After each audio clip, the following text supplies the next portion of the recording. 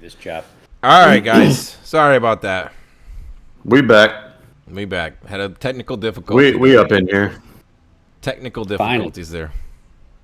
Yeah, technical difficulties. Yeah, like technically, it was not good. Yeah, I told a story about Dave's mom, and he had to take it down. So it's not my fault. All right. All right, Josh. That problem you were wondering about is taken care of. Super duper. All right. Guys, we made it to the end of Loki. Season 1. Yeah. Bro, that shit was good. I would tell you, man, I don't have any level of disappointment. No, I would even say that of all of the shows that we reviewed so far, I think this might be the best ending. Yeah, I thought it was really good. It's a strong ending. Mm-hmm. Especially with the twist there at the end, where Loki and Sylvie are laying together in bed, dead because they took cyanide and committed suicide together. Yeah, dude. That would have been the first time that anything happened. The post credits. That was. I've never seen anything. Did you miss that? I've never seen anything like that. Oh, okay. Dave, you want to stop the stream and go check it out? Nah. I think we've had enough fuck ups for one day. That's right.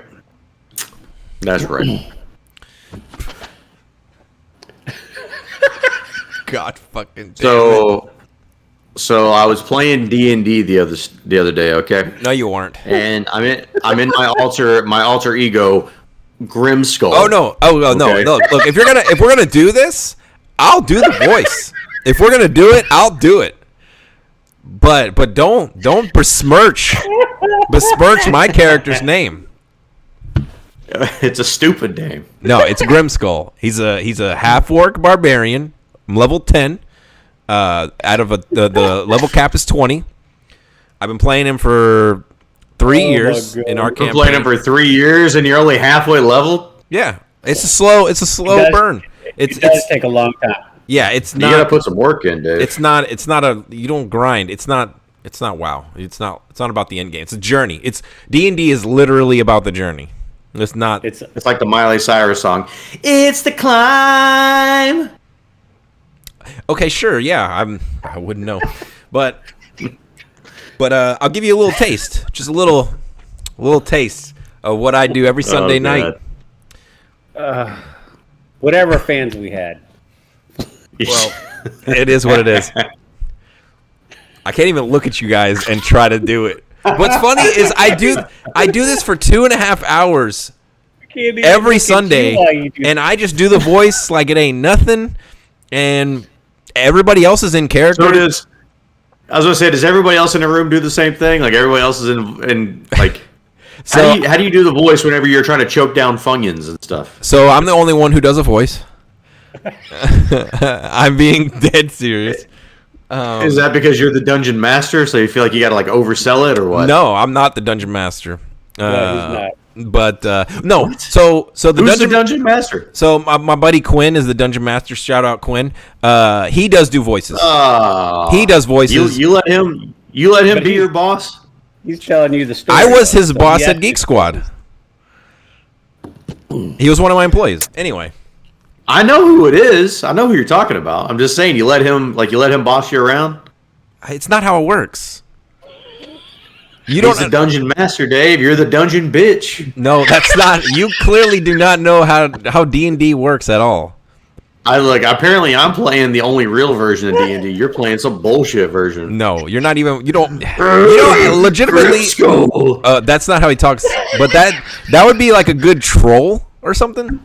That would be a decent troll, right? So I'm going to try to do this voice, and it's going to be bad. And your face is going to turn red, Josh. Are you ready? I don't think you're ready. See, I'm going to laugh, and it's going to sound even worse than what it is. I can't do it. Fuck. I can't fucking do it. I need to pretend you guys aren't here, like Tremor Totem, you guys. Grimskull, you're surrounded by orcs. I'm a half orc. That's a bad storyline there that you set for yourself. All right, here we go. You're surrounded by elves. Hello, guys. My name is Grimskull. I'm a fucking barbarian. I'm the strongest man in the fucking room. I'll destroy all of you. Oh no! Dave, what's for up? the rest of this podcast, that's the voice. Nah, I'm good. Oh, that's classic. That's good shit. That's good shit. Dude, look, don't be jealous, all right? Why is he like fucking Cockney over there? That's just what I came up with. Josh, tell me the truth. If you knew you could sit in the room for a couple of hours listening to Dave talk like that, you'd almost play D&D just for that. Oh man, we wouldn't be able to. Like, I'd get thrown out of the guild here or whatever it is because I'd just be making fun of Dave the whole time. They are. I mean, they do, but they just make fun of Grimskull, or they pretend that they're we're just making fun of Grimskull, but they're really just making fun of me. I mean, the fucking Dungeon Matter would just Expelliarmus me out of the fucking group, and man, you are just combining all kinds of shit. Nerds. I'm proud of you because I mean, you have a sprinkling of nerd shit that you know, like. You have. We know he is because we all played World of Warcraft. I know. The thing is, Josh can make fun of me all he wants to, but Josh was like min-maxing hardcore World of Warcraft for 2 years solid. Like, and we had L2P, bro. I mean, it wasn't like Josh was just casually playing World of Warcraft. It was like, hey, no, bro, it's not just a game. It's a way of life. Josh was like L2P, kicking fucking people out of the raid, getting angry at people, literally telling people it's not just a game to me. It's not a game to me. Chess piece you got on? If it's a game to you, you can leave. So I mean, Josh can make fun of me, but he was real life. He was real life angry at people. Like, you fucked up that poll. You gonna close on Saturday. Look, here's the thing. You were all mad, okay, at people when they stood the shit, okay? I was just the only one that said it. I can see Jason over there. Yeah. Wipe it. Let's do it again. Let's do it again. Yeah. And then Dave would just text me, what the fuck is Jason doing? Why can't he misdirect? That stupid son of a bitch. Nah. Worst of it. Hey, look. Wait. That stupid son of a bitch. Hey, let's go ahead and give a shout out. I can't. I was trying to do Grimskull. No, you can't do it. Shout out. This is a preview of our buddy Vic. He wants that WoW podcast. I'm gonna call him out right now. So there was a time where after we had downed the Lich King and we were the saviors of Azeroth, we decided. Hey, by the way, Vic just had a kid, man. Congratulations, bro. Good job. I was gonna say something so fucked up. I'm just gonna keep it to myself. You were gonna ask if it was his, wasn't it? No, I was not. But anyway, so Vic decided he wasn't going to be Hunter anymore. He was going to be a Holy Paladin, so he could heal. Yeah, the worst. He was going to be the worst healer in the business, dude. So small story here. Sidebar: me and Jason. After we all got to 85 and 85, and we got into the raid. We got into raiding, and we noticed very quickly that Vic's character was just not good. And so we started looking at the logs of healing. We've looked at the parses online, and then me and Jason, who never played healing paladin ever, started looking up videos and guides on how to play that class. And we quickly realized that he was not playing his class correctly. So we then so we had to have an intervention. We pulled him into a side channel in our vent and basically ambushed him and told him he wasn't playing his character right. Like, what was the name of? See, I wasn't there for this vent. I wasn't there for this. What was the? There was an attack that he was supposed to be doing, Yeah, when he does it, he attacks and it also regenerates his mana, which he wasn't using, and he was spamming his big heal constantly, which was wiping out his mana. We asked him if he was using it. He said, "Nah, man, it's a waste of time." It got to the point very quickly where he was like, he clearly was not happy that we did that, and he left the channel. And me and Jason stayed in there. We were like, dude, I don't know why he's fucking tripping. He's not playing his character right. Like, we're just trying to help him out. And very quickly after that, he switched back to Hunter. So anyway, look, thank God we had Cisco, because who knows how bad it really was. Cisco is like, that's okay, guys, I got it. Take some shields. I just fucking remember Cisco's over here like watching my health, just go dip, dip, dip. He's like, let me throw a little extra heal over there real quick. Yeah, I just remember. Okay, pull it, Josh. Next direct coming in. All right, here we go. Coons, innervate me. Yeah, dude, we're 10 seconds into the fight.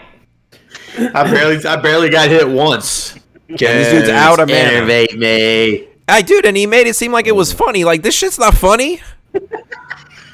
Oh yeah, Dave? Is this shit a game? No, I agree with you. It was not a game. Especially at that point, we were like really good at the game. Like, we were serious. Like, this wasn't a joke. This isn't Nax. I'm sorry. Yeah, this isn't Nexus and wiping on trash. Wiping on the first. That a boss? Is that a boss? Is that a boss? It's just a dude with two dogs. Like that dude. Look, when we go back into the Nexus, let's not go left anymore, okay? With Josh tanking in tanking in retribution spec, like, you know, this.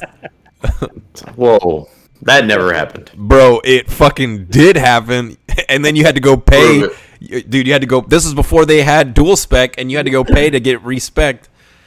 Yes. Oh yes. yeah. That totally happened. Yeah. Oh shit! Look, you guys gave me 90 silver and told me nothing else. All right, I didn't know what the fuck I was doing. You want me to tank? I'm just gonna go find the giant flower guy and stand underneath him. Is this a boss? Oh shit! So good. I think that was literally our first dude ate our fucking lunch every time we went in there, dude. And then when we finally realized how to play the game.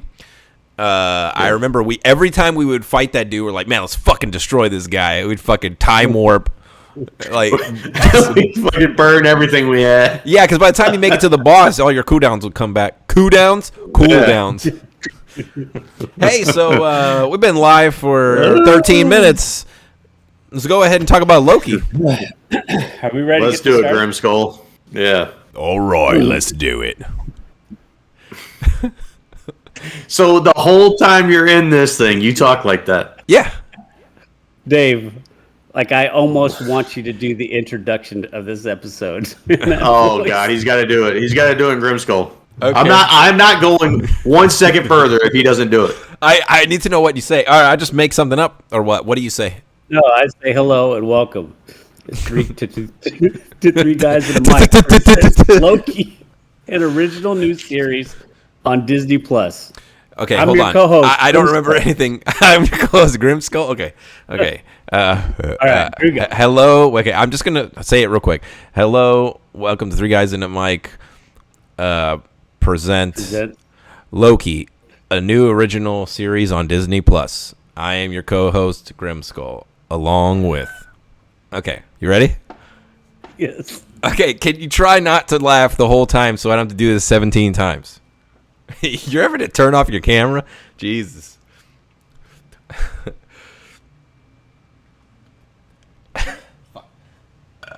Okay. Calm down. Okay. I feel like Jason putting his hand in front of the camera is worse, but okay, fine. You can see my blood. Hello. Fucking shit. Hold on. Okay, I got this. Let's come on. Bring it in. Bring it back. Just calm down. Fucking Wade left. That's how we know this shit's bad. Okay, here we go. Hello, and welcome to Three Guys in a Mic presents Loki, a new original series on Disney Plus. I'm your co-host, Grimskull, along with Jason Tsunami. The human dart. Okay, just talk over each other. How's it going, everybody? Hey, man. I'm supposed to go second. I was dying.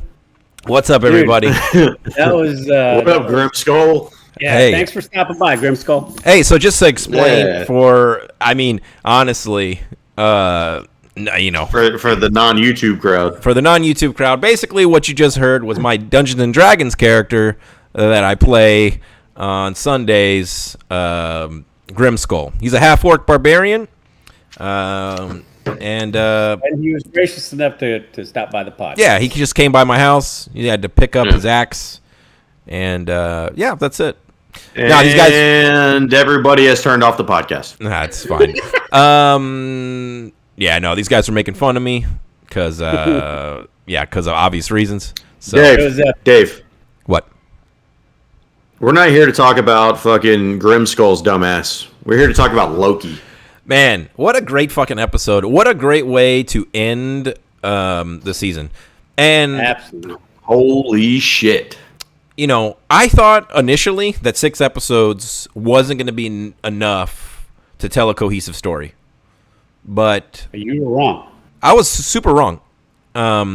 Because I feel like, to me, this just proves that when you have competent writing and you have, a true Definitive plan. direction. Yes, then 6 episodes is plenty. It doesn't hurt that every episode was at least 42 minutes long was the shortest one. Yeah. Yeah, so what were those guys doing when they made the last season of Game of Thrones? They had 7 episodes. They got the first 3 right, and then they fucked up the last 3. Yeah. Anyway. And then for some reason they thought Bran would be the right guy to take over Spoilers. for King. Because who has a better story to tell than Bran the Broken. Bran the Broken. Yeah. Anyways, Anyway. he almost sounded like Grimskull right there. Yeah, you did. You almost I'm working had on it. All right. I gotta perfect the voice so then I gotta can make get- fun of it. You got to get your Cockney British. Yeah. I'm gonna work on it there, Governor. Okay. Anyway, Jason, Yes. were you able to actually write down like a real recap this week, or are we just lifting somebody else's hard work? No, I put in the hard work this time. Oh, okay, good. Let's do it. Are we ready? So, Loki Season 1, Episode 6, the finale, titled For All Time, Always. All right, so this is it. This is the big finish, the big finale. It didn't disappoint. Our 2 Lokis have pulled back the curtain and are headed to confront the wizard. Mobius proves to be no match for Judge Renslayer, who exits stage right to an unknown mission to find Free Willy. And our big bad is revealed to be none other than, well, it actually really doesn't say, but we presume that it's Kang the Conqueror. Yeah. Yeah. I believe so. We've also learned a large amount about the timeline creation, the TVA, the rise and birth of Kang, ultimately why we have one, air quote, sacred timeline. And after quite a few subtle mind games with Kang the Conqueror, or the one who remains.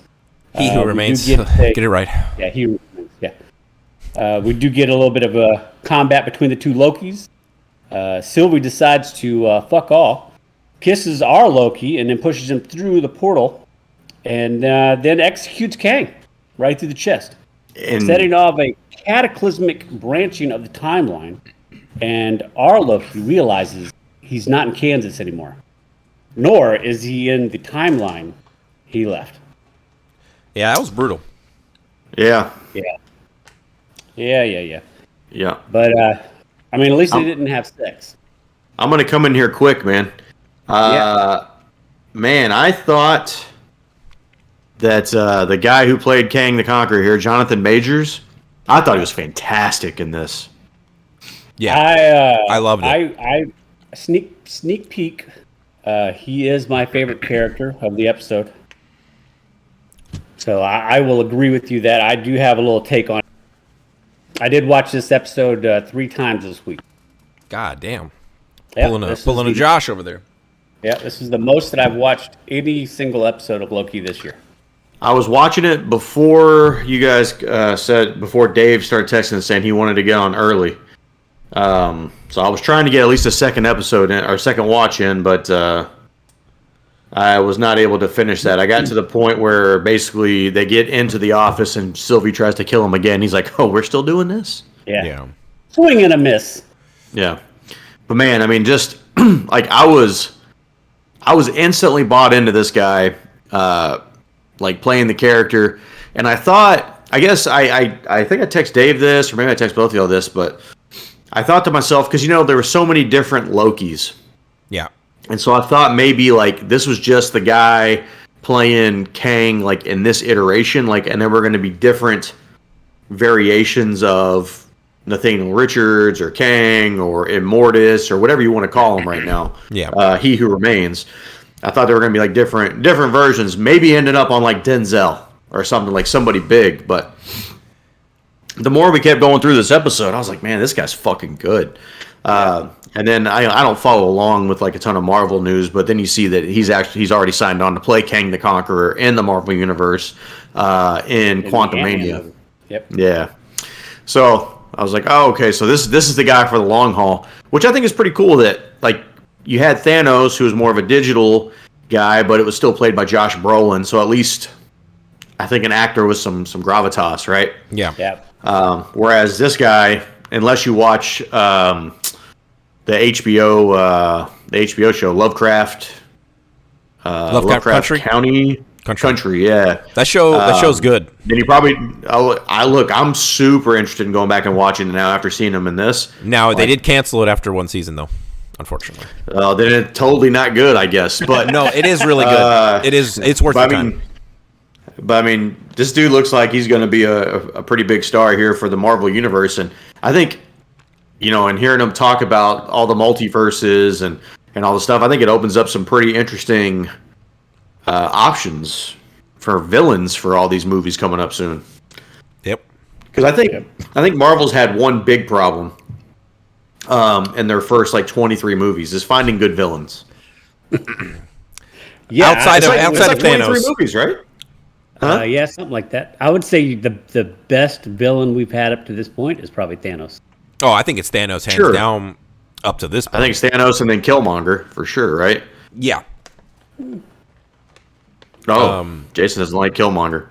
I don't like Black Panther movies, so. Why? I don't know, man. It just it never did anything for me. I mean, it's better than a handful of other Marvel movies, but I don't know. I just never got into Black Panther. Bro, that movie is so fucking good. Anyway, look, I would say Killmonger. I would say Killmonger is definitely at least in the top 5. Well, if you go back and look, there's definitely some terrible villains that have come up in the Marvel universe. Yeah, I know Killmonger is going to come up in the What If series. So there you go. So, I don't know. I think. Look, I'll save it for predictions, but I think there could be some interesting activities coming up. Yeah, I got a lot of questions as well. Not issues, but questions. Do we want to go with best scenes? Man, the whole show? Is that like an option? I was going to say the entire interaction with Kang. Like that whole conversation, if I had to isolate this episode to one scene, I think that has to be the scene where he's breaking it all down for him. And I have my favorite scene. I actually wrote down the actual script of it because for whatever reason, this interaction just it goes off perfectly, and it's right as it's during the same scene. They're getting everything explained to them. Both of the Lokis sit down, and our Loki says, "No, I don't think you understand the situation." And Sylvie's like, we broke your game. We made it to the end. And he says, "No, wrong. Every step you took to get here, Lamentus, the Void, I paved the road. You just walked down it." It's fantastic. For me, it's the scene of the entire episode.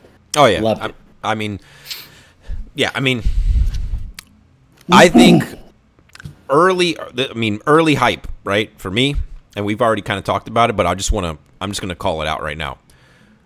I think Kang has the potential to be the best villain Marvel has had, in my opinion. That's tough, man. I mean, he's got a ton to live up to because Thanos delivered in every single way. But I think there's going to be some incredible versatility here that you can get out of Kang the Conqueror. That I think maybe in quantity he may end up being better. Quality's going to be tough, but this is a great introduction right now for sure. I would say that the biggest issues and the differences between Kang and Thanos is the fact that Thanos was like a titan almost. Like he had unbelievable strength. Like he had power. But like he was a supervillain. But if you beat him, then you beat him. I mean, they beat him, right? Like so. Yes, but in the other words, Kang is just a normal human being with superior intellect and time traveling abilities. But I think, but here's the thing: like with Kang, what I think what has the potential if they go the route I'm thinking, and think about like the classic, your classic supervillain or villain in general, right? They always get away at the end, you know. They have to in order to keep the story going, right? So you can't, you know, like Batman can't capture Joker at the end of every comic book, right? Or, you know, bad comparison because that's DC. But anyway, but with Kang, because he exists in the multiverse, right? I think us seeing Kang die in this episode, it's not the last time we're going to see Kang die. No, we're going to see him die probably hundreds of times. Yeah, and I think that's what, like, Kang is almost like he's just like a disease, basically. Like he's like, they can't get rid of him. You know what I mean? Like, doesn't matter how many times they kill him, he's going to keep coming back. Yeah, I think that's my favorite part of any of those scenes is when she finally stabs him and he winks. And he winks at her. He's like, "I'll see you soon." Yep. Dude, it's so good. Yeah, I think that's awesome foreshadowing. That's what I was going to bring up for like just predictions. Is I think he's going to be a villain in most of these movies. Yeah, like I think we may see this one major main version of Kang the Conqueror ebb and flow through the series, but I think he's going to be a villain in a lot of these movies coming up in some shape, way, or form. Dude is getting paid. Oh yeah. Yeah. For sure. And deservingly so. I mean, fantastic acting. Like I said, I was only familiar with him from the Lovecraft country, and so I think he's great. Do we want to segue to favorite character since it seems like we're all in agreement here? I mean, it's got to be a sweep. It's got to be a Kang sweep. It's definitely Mobius. Every episode this season has been either Mobius or Loki. No, for me it's been Loki. Every episode, except for this one. But like I said, I watched this episode 3 times, and the first time I watched it, I wasn't too sure. Like I was trying to figure his character out. I wasn't a 100% sold like Josh was. The second time though, and maybe I just kind of looked more into it, but you could see like his character isn't all there. Like he's a loner. He's millions of years old. And somehow the way the actor portrays him, it shows he's a little bit crazy. Yep. In a subtle way. In that omnipresent, 100 million year old or however he is, it would drive you a little crazy, and he's just crazy enough to pull that off. Well, I mean, it's going to be one of those things where he was crazy, but he was the crazy that he was the known crazy, right? Like, the devil, yeah. Like, but killing him.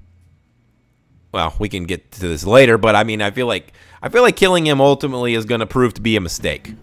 Probably. Yeah, well, he says it. He goes, "You think I'm evil? Just wait till you meet my variants." That's also one of that was my second favorite line of the episode. Yeah. So, I think I'm curious. Least favorite character. Renslayer. I don't know. I mean, the episode was so good. Like, I don't really have one specific. I'm sorry, but if you're gonna punk Mobius, then you're the least favorite character in the show. Oh, Renslayer? Yeah. Yeah. Yeah. I would almost go Sylvie here. Sylvie fucked up. She just created Phase 4 of Marvel here. It's her fault. She should be thanked. Well, yeah, that's true. I mean, she Josh, the movies had to happen. Yeah. Oh. Okay, good. Then she's my favorite character then, because she's given us probably like 10 more movies of enjoyment here. Dude, I mean, okay. This is a good spot. It's definitely Renslayer. It's got to be Renslayer. So this is because of what you said, Josh. I feel like this is a decent time to ask this question. Like, were you excited about Phase 4 prior to this episode? I think when we talked about the short answer is no. Before Loki, I would say the short answer was no, because I think we talked about early on with Invincible and. I think and then just to start this, superhero fatigue, right? Yeah. And so, like, I was just like, man, I mean, like, they really did this. I don't even think they're going to be able to match what they did in phase 1 through 3. Yeah. Yeah. Like, they're not going to be able to match it, in my opinion. Like, this one maybe it's 95% of that, but I just don't think you're going to, I mean, the amount of characters that they've created, well, not created, but, made popular now into pop culture, I don't think they're going to be able to do that again. And nobody else has ever been able to do that. But I was like, man, how are they going to continue? Like, maybe it wasn't like fatigue, maybe it was just more my own skepticism. Yep. But dude, I mean, like, fucking Loki was solid. I'll say this. So it's kind of got me in. But yes, similar situation. I was kind of like, okay, I think I could take a break from Marvel. Like, I haven't even watched Ant-Man and the Wasp. I haven't watched the new Black Widow. And you haven't seen Ant-Man and the Wasp like at all? Nah, not at all. And it's worth your time. I've got to watch it. But like to Josh, what Josh said, I was kind of like, I could use a break, getting fatigue. Plus, kind of in the vein of what Josh is talking about, where were they going to go from here? Like, I didn't want another. As much as I like the Thor movies, I didn't want another 3 or 4 Thor, another couple of Avenger movies, a couple of this and a couple of that. But when you introduce the multiverse, you can do anything you want. Yeah. And as soon as you wrap your head around that, like, all chips are on the table. Yeah. So, as Kevin Garnett says, anything is possible. So my skepticism, and basically came from like where do you go after Thanos? Like you built up this huge big threat, and you have that big standoff at the end of Endgame, and it's just like, who's gonna come in and actually present themselves as a legitimate threat, right? After you beat Thanos. And so my thing was like, where's the villain? Like, who do you get? Like, who is there? And so I was right with you guys. Like, I was like, I'm gonna wait. Like, initially I was thinking, like, with Phase 4, I'm gonna let the first few movies come out, and then just basically wait for the reviews, and then if they're really good, then I'll watch them. But now, after Loki, I feel like I need to see him in theaters immediately. Pretty much. Because I want to see these first couple of movies are going to be super important. Yes, like, I don't think you can wait. Like friend of the show, Adrian, who has not seen Infinity War, he hasn't seen Endgame, he hasn't seen the last Marvel movie that he watched was Civil War.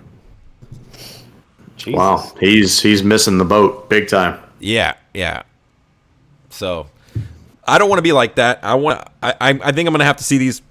Excuse me, on opening weekend. Yeah, we didn't get a chance to go see Black Widow yet in theaters, but I'm going to go see it in theaters. Like, it's happening this week on one of my quasi days off. All right.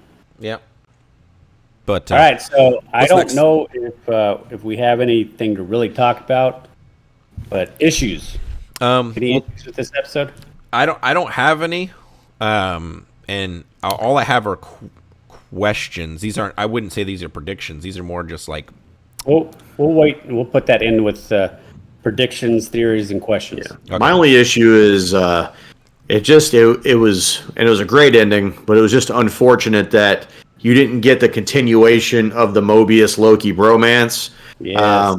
Because Mobius is in a different timeline now, basically. So that part of it kind of sucked a little bit, but I mean, it is what it is. Like, it's good storytelling. Okay, so I'll ask this here.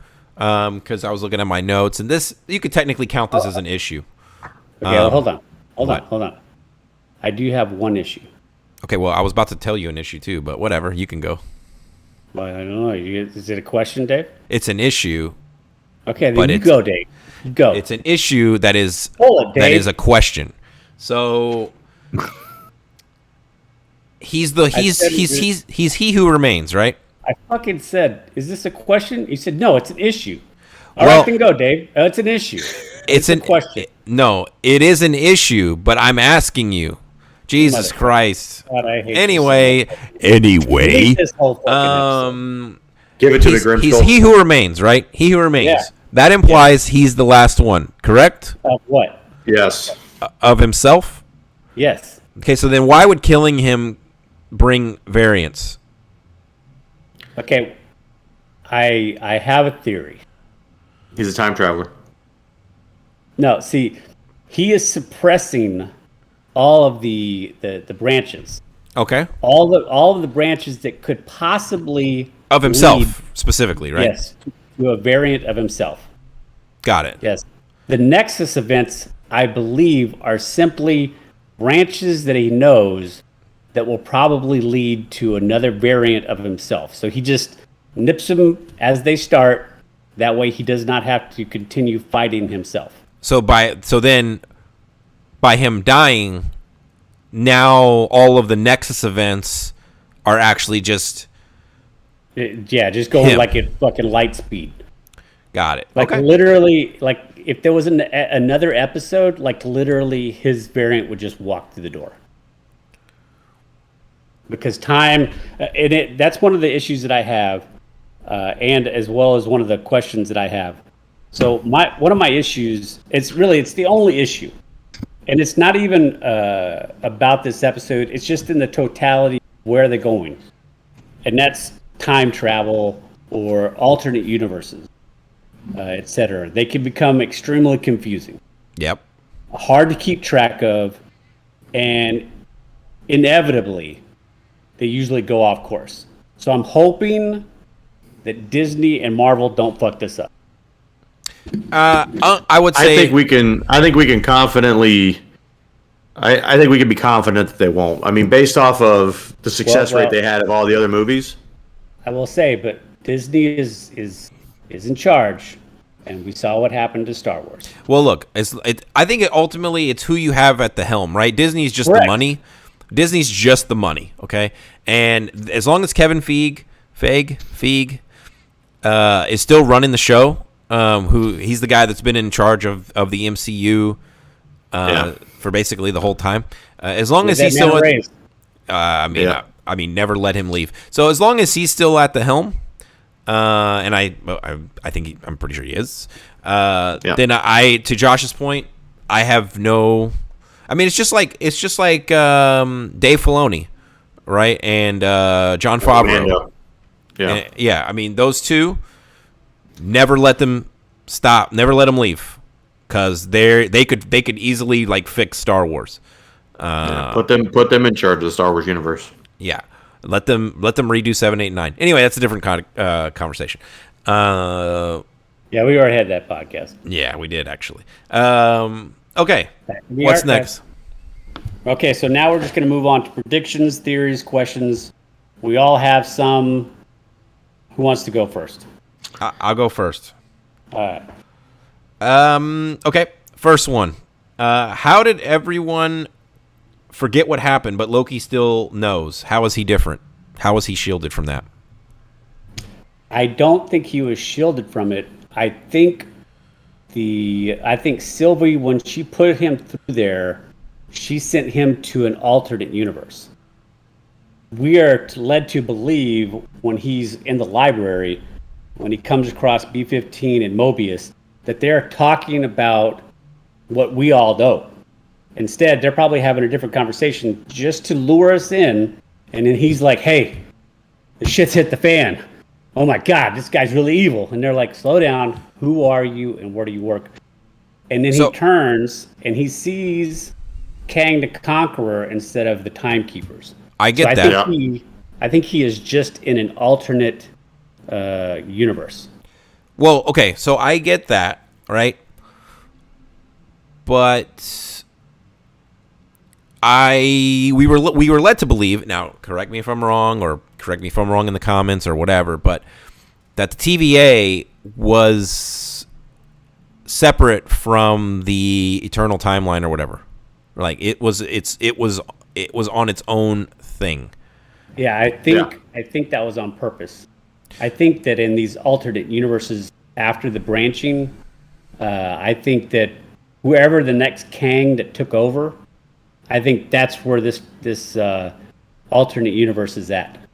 So are you saying that you think that our TVA is still there, or it's been changed? In an alternate universe, it's still there. See, I disagree with that.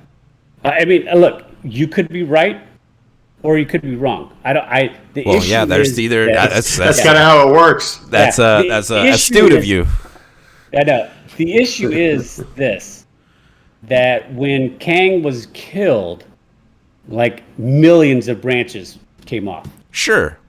So I don't know if there's just going to be the one TVA, because I don't know the new Kang's version of the TVA. I have a theory about that. Okay. Well. Okay. So next question then. If somebody else wants to go. All right. So Miss Minute offers the Lokis a chance at a timeline where they rule. Where Loki kills Thanos, is awarded the throne. Do you think that we get a what if episode containing Sylvie and Loki? I wouldn't hate that if that was like a small tease to a potential what if episode. Now, do we know short I just yes or no basically. Do we know if the what if show is going to be like each episode is going to be self-contained? Or is it going to be a long narrative? Yeah, I don't know if we don't know. I'm operating under the assumption that each episode is self-contained, so that they can tell a bunch of different stories. That's what I'm thinking. And if they want to tell a bigger story, maybe it's 2 episodes. Yeah, maybe there's like an arc, like a few. Part continue 1 and 2. Next episode. Yeah. Okay. But yes, I would like to see that. That would be cool. I think so. I'll go next. What happened to Sylvie? What do we think happened to Sylvie? I really don't know. Is she stuck there? I don't imagine that she's going to be stuck there, because she ends up with his TemPad, or his version of the TemPad. Yeah. But I don't know what that means for her character going forward. Like she didn't. So maybe she's got the ability to kind of do the same thing as him, is like kind of ebb and flow through different timelines and different universes, basically. Do we think we see her in the next movie? Or next season? I was gonna say, do we think we see Loki? Like, do we think we're gonna see Loki in some of these movies? Because there's no way they can just keep Loki cooped up until the next season of the TV show, right? So, Josh, I'm going to ask this.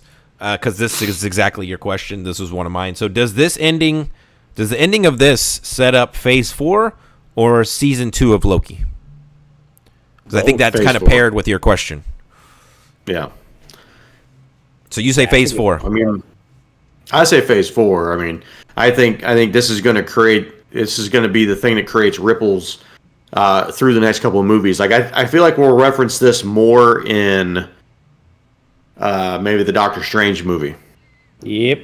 Like I feel like if we're going to see Loki anytime soon, it's going to be in the Doctor Strange movie. And so that's my guess. This is a great way. This is a great way to bring him back into any of the timeline. Even though we all saw him get his neck snapped by Thanos, he still managed to survive. Yeah. This isn't a prediction. I guess it is. Yeah. I mean, by definition, this is, but not something that I want to discuss. But like, I think now that they've brought Loki back, like they've killed him, right, and then they brought him back. I don't think he gets killed again. Like I don't think they're gonna kill off the character again. Is what I'm saying. Gotcha. I agree. It just seems silly to do that, but so it's like Season 2. So we're saying that Season 2 is not going to pick up directly with the events of this, or do you think it will? Or will it pick up with whatever events happen in whatever movie? Yeah, I think it's going to be one of the movies.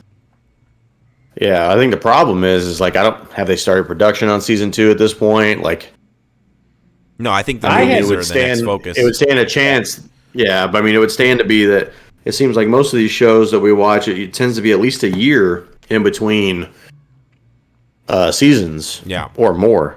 So, like, certainly these movies have to do something else to push that story along to get it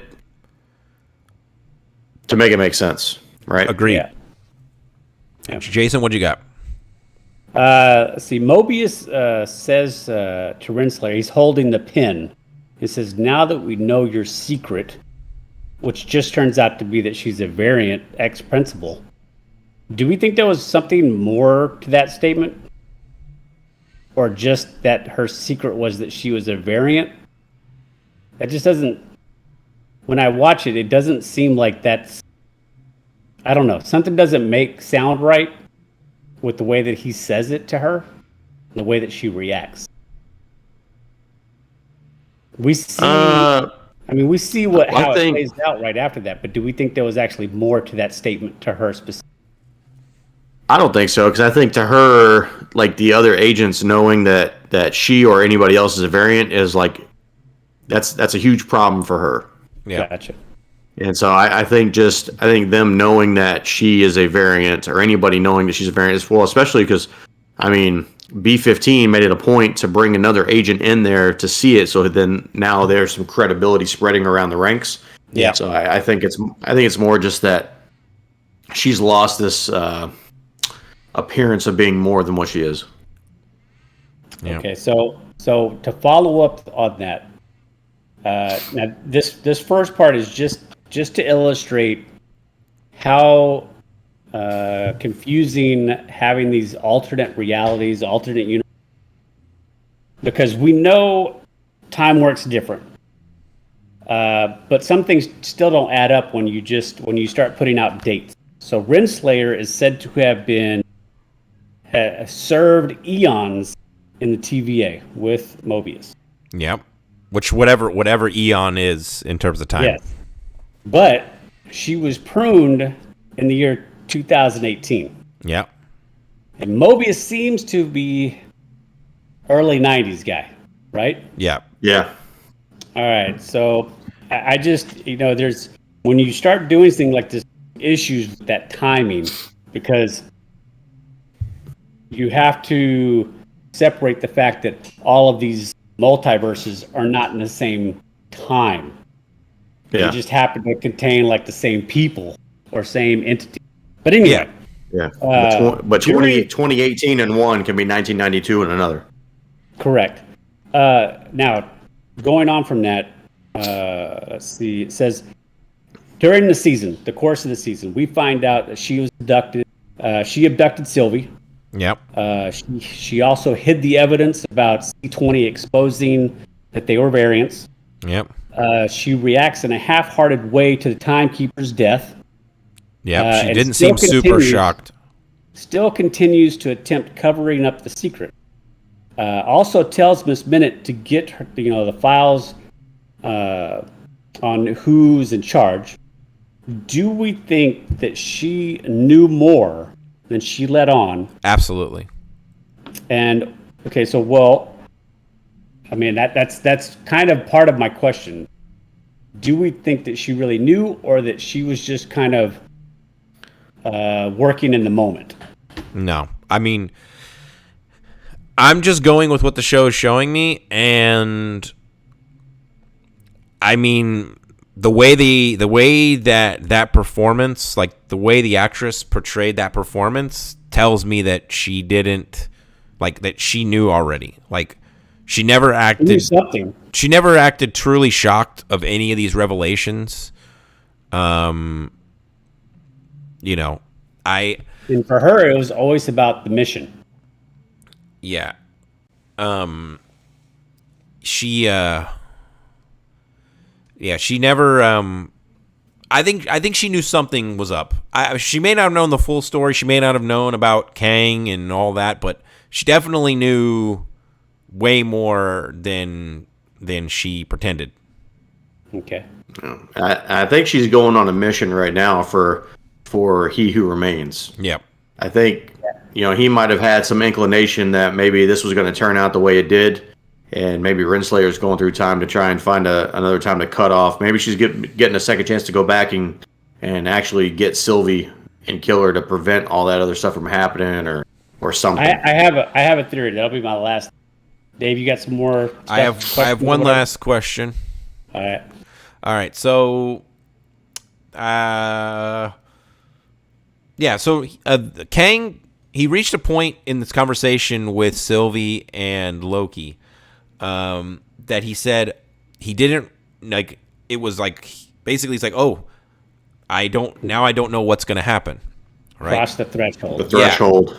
Yeah. Does that imply that he has had this conversation with them before? Kind of like the Matrix thing. Yeah.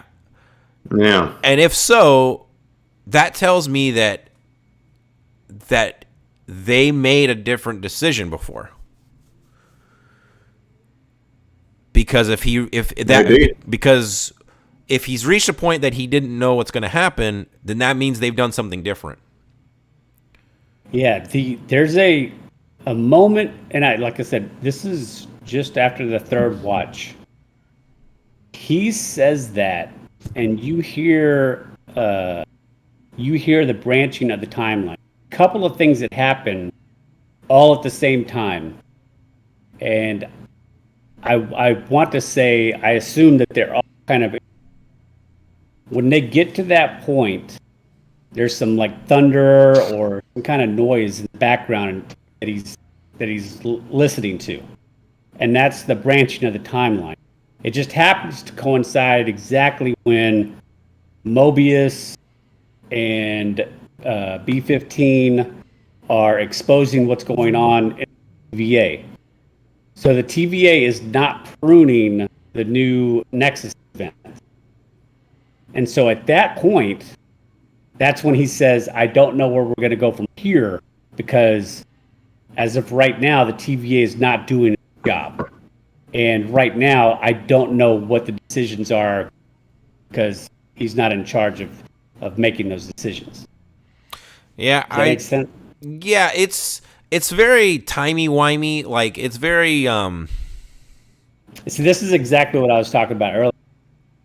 With time, you really started watching a show like macro style. Yeah, I feel like if you, it sounds silly, but even though that goes against what the whole point of our podcast is, I feel like if you think about it too much, you can like, I don't want to say ruin it for yourself, but if you overanalyze it, I think you run the, if Marvel hasn't completely had an airtight, Like I feel like it kind of rubs the shine off a little bit, or at least it can, if you really, really like over analyze it. Or if Marvel doesn't explain everything, because I feel like it's significant that he said, that he says like, oh shit, like this is new territory for me. Yeah. But I don't know what the significance is, or even if the show will explain it. Yeah, like I said, that's the issue with time and multiverse and alternate realities, because you just kind of got to fill in the blanks. Because, I mean, unless we're I don't know, I don't even know how to describe it, but it can be too much. Yeah. Too much for you to try and separate it all. Yeah. But that is all I had. That's all my list of questions. All right, so this is my theory on what we were just talking about as far as the judge here, Renslayer. What do we think Kang gave her in those files? Because I have a theory. I just want to hear your thoughts before I give my theory. I think it may have given her just like a path to follow, or like a task, just kind of like I think she knows what task she's doing, but I don't think she knows for what reason or what the greater outcome is going to be. Dave? It could be the location of a version of him that will help her like regain control. I think you're both on the right path.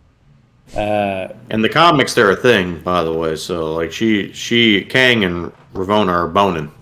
Really? I did not know that. Yeah. Okay, so I think there's two things at play. When she walks through the door, she says, Mobius asks her, "Where are you going?" And she looks at him and she says, "Searching for free will." Right? Earlier in the episode, she said that there's only one who had free will, and that was the one that was in charge. I think that the files that were given to her are only files that Kang's variant needs in order to rebuild the TVA to continue on his legacy. So I think he is sending her to whatever version of Kang is next. And then she will just present him with the information that Pryor or variant gave her to give him. And that's why you have another version of the TVA. I'll go with that. Now I will ask this one last bit, because this part is I think going to be determinant on the version of, or the type of Kang that we have. Do we think the TVA going forward is going to be the same at the pruning gatekeepers of the sacred timeline as they were before?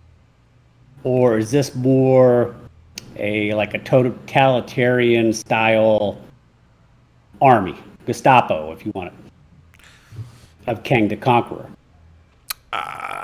Yeah, I think it's going to be a little bit more rigid. I think so. I mean, I think it's going to be worse. I mean, it's not going to be. I think it's going to be a worse situation. Yeah. All right. But I got one other question that popped into my head while we were talking here. Yep. Go for it. Do we think all the versions that we interact with of Nathaniel Richards or Kang or whatever we're going to call him, do we think they're all going to be bad guys?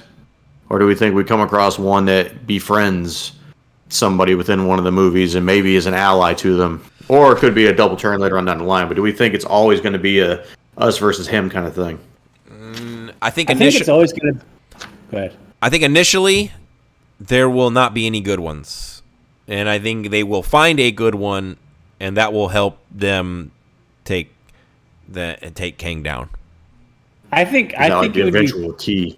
Yeah, I think it would be fun to have like say this next version of Kang to be like Kang the Conqueror, and be, the bad guy, evil. But I think it would be more fun after that, say in some of these other movies and other variants of Kang, to just not know until the last second. Yeah. Yep. That way you never know what you're going to get. I'm thoroughly hyped. I can't wait. I'm Now, I do have one tidbit. Now, I did not know that Kang was laying the pipe on Renslayer, but Kang, whose name is Nathaniel Richards, is a future descendant of Reed Richards of the Fantastic Didn't we talk about that Four. last week? No. No, We talked about that off the pod. it wasn't me. I didn't know. Yeah, you and I talked about that, I was Josh. about to say. Yeah. Well, Yeah, he's gonna bring the Fantastic Four into this world. Well, yeah, I think he's the dad of Reed Richards. Yeah, or some kind of descendant or something. But he can't be the dad. He lived in 3100. Dave. Oh, okay. hey, listen, look at Ego. Fucking Ego is a goddamn planet. He comes down to Earth and makes fucking Quill. So anybody could be someone's daddy. I was going off of what I read online. Could have been fake. I don't know. I mean, I'm pretty sure it was legit, but also it's the comic I read books. that as well. Also, it's the comics, so I mean, they could change it. So I guess. Yeah, back in one of these comics, Thanos flew around a helicopter. yeah. So I don't think all these things were thought out real well. Was it? Maybe it was. What was the name of that helicopter television show? Wolf or whatever. Bro, like we're a totally different generation than you, bro. No, there's no way that Josh doesn't know this. No idea, bro. Oh my God! There's a television No show. idea. The guy, it was the same as like Knight Rider, except for this guy. That's how he solved all of his crimes. He just got into the war helicopter. Hey, look, I get it. I get the premise of the show as you're saying it. Like, I'm picking Yeah. up what you're putting down, but Yeah. I've never wasted a second of my life on that bullshit. Oh God! Oh Now I man. gotta know what that show was. I mean, Well, hey, in the meantime, here's what I need you guys to know. Next week, we're back on the AFI list. Yep. yep. Swing time. And then the following Fred Astaire, Ginger Rogers. podcast is where we give you part 1 of our trip down the Big Four, going back, and we're gonna be taking a look at the first 5 Megadeth records, with friend of the show Adrian, and Adrian Aftershock. it's Airwolf. Airwolf was the name of that helicopter. Airwolf. Okay, Yep. sounds good. Sounds like Yeah. I will definitely not watch it. Not watch it. All right, guys. Well, that's the show. Thank you for Hope you sticking like around. Loki. And take it easy, everybody. Live long and